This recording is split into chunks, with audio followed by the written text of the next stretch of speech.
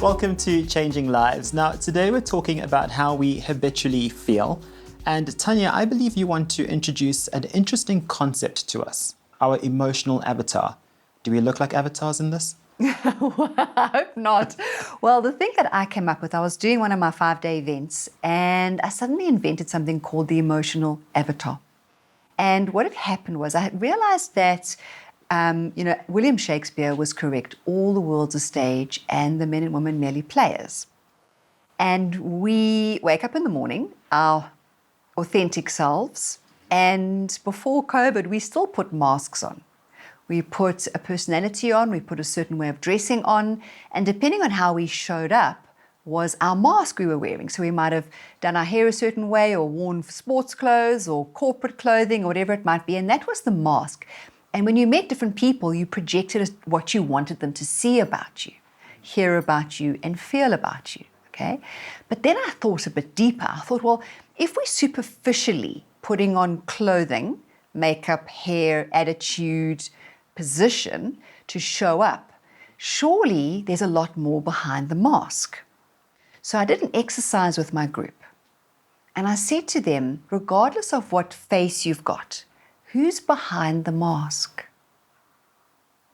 I wanted them to write a paragraph about how they were feeling deeply behind the mask, and I had some unbelievably interesting things coming out.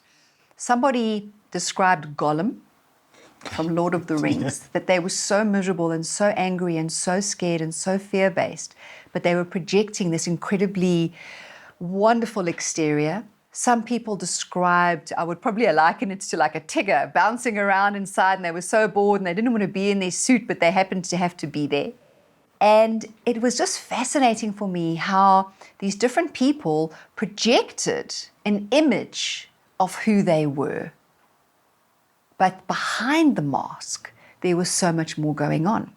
And now in this COVID time, the thing we have to be very aware of is that children and youngsters at school are starting to live behind a mask. They're not seeing facial cues anymore.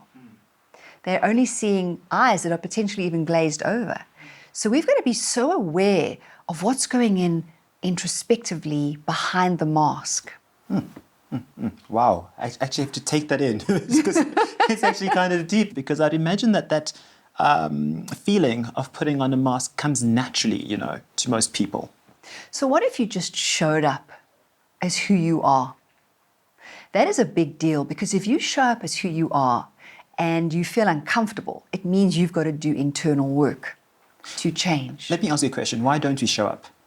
We don't show up because we have a fear of judgment. So if we had to uninstall the judgment program and we could all be authentically ourselves, first of all, the clothing industry would go out of business because labels wouldn't be a thing. And so would the cars. It would be about functionality, right? But we are so afraid of judgment. We are so afraid of being different. And that stems back to our primal brain. That stems back to the not wanting to stand out. I think in Australia they call it the tall poppy syndrome. So if you put your head outside of the group and you stand out and you're different, people will push you down to belong, or they'll ostracize you. So it's that deep inner fear of needing to belong to a society, to an environment, to not be bigger, to not be more, because, they changed, they made it. And it's that fear of being more, being important, being bigger, and actually really showing up, that people actually prevent themselves. They self-sabotage all the time. So if you're not okay going out as who you are authentically, first of all, no one's going to trust you because on some level, they'll sense it. And secondly, you've got to do some serious inner work. Okay, so I guess the whole point of this emotional avatar, which I love the concept, by the way, is the fact that A, you need to know who you are, which we keep coming back to the central theme in order to make sure that people receive you in your full self. That is absolutely correct. And if we can actually get to that point where we are solid, this whole notion of codependent relationships will also end. Fantastic. Make sure you know who you are, and also check out your emotional avatar. Is there a way in which we can actually test? So then attend my workshop.